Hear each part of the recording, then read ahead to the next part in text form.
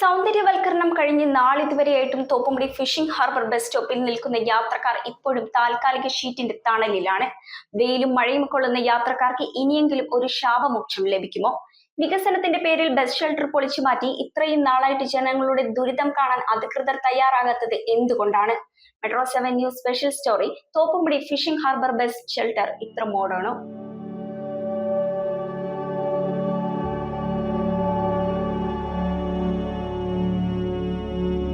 വികസനവും സൗന്ദര്യവൽക്കരണവും നടക്കുമ്പോൾ പഴയതൊക്കെ മാറ്റി പുതിയത് വരുമെന്നാണ് യാത്രക്കാരുടെയും നാട്ടുകാരുടെയും കണക്കുകൂട്ടൽ. എന്നാൽ തോപ്പുംപടി ഫിഷിംഗ് ഹാർബർ ബസ് സ്റ്റോപ്പിന്റെ അവസ്ഥ കണ്ടാൽ വികസനം എവിടെയോ വഴി തെറ്റിപ്പോയെന്ന് ആരും ഒന്ന് പറഞ്ഞു പോകും. കഴിഞ്ഞ കുറച്ചു നാളുകളായി ഇവിടെ ബസ് ഷെൽട്ടർ ഇല്ല.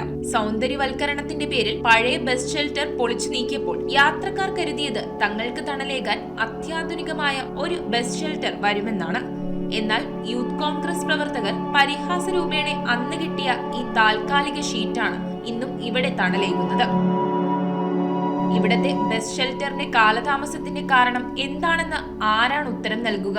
അല്ലെങ്കിൽ ഇനിയും തീരാത്ത സൗന്ദര്യവൽക്കരണത്തിന്റെ പേരിലാണോ ഈ ബസ് ഷെൽട്ടർ അവഗണിക്കപ്പെട്ടത്?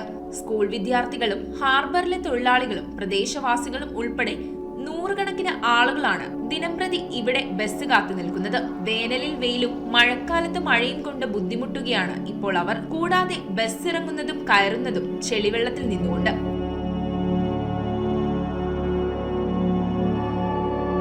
സുരക്ഷിതമായി നിൽക്കാൻ പോലും ഇടമില്ലാത്ത അവസ്ഥ പിന്നെ പറയുകയേ വേണ്ട.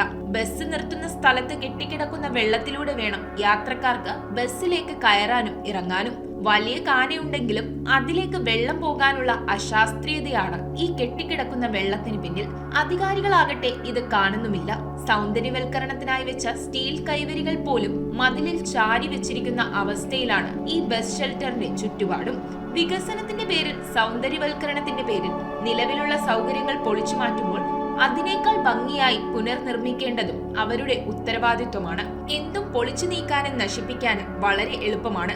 എന്നാൽ അത് തിരികെ നൽകുക എന്നത് ആരുടെയും ഔദാര്യമല്ല, ഉത്തരവാദിത്വമാണ്. വിദ്യാർത്ഥികളെയും ഹാർബർ തൊഴിലാളികളെയും പ്രദേശവാസികളെയും ഈ മഴയത്തും വെയിലത്തും നിർത്തി ബുദ്ധിമുട്ടിച്ചിട്ട് ആർക്കാണ് നേട്ടം? അധികാരികൾ കണ്ണു തുറക്കട്ടെ. എത്രയും വേഗം ബസ് ഷെൽട്ടർ ഉയരട്ടെ. ഓർമ്മപ്പെടുത്തലോടെ മെട്രോ 7 ന്യൂസ്.